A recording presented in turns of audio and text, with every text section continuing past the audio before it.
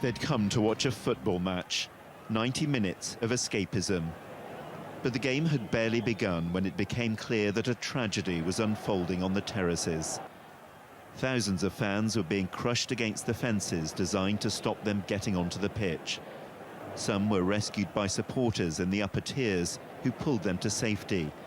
Others struggled their way over the barriers. With the emergency services ill-prepared for such a disaster, it was left to the fans themselves to use advertising hoardings as makeshift stretchers to carry their friends away from danger.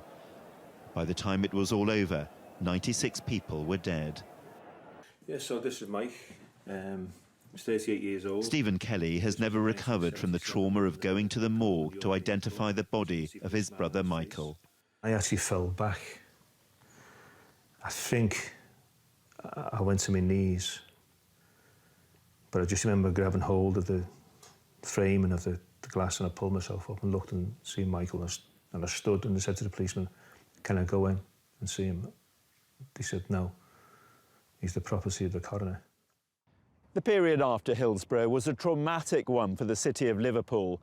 But what made it worse was that the fans themselves were being blamed for what happened. The police alleging that their drunken behaviour had caused the disaster.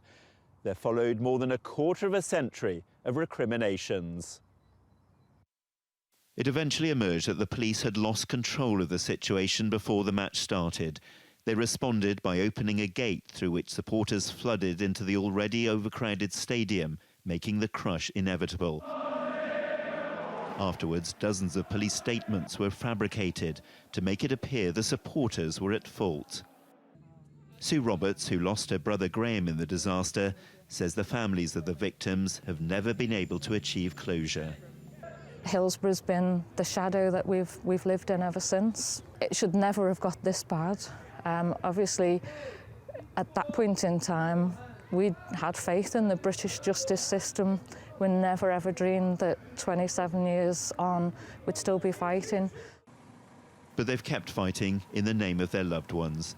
They just hope that this is the final chapter in a saga which has caused so much pain to so many. Jon Brain, TRT World, Liverpool.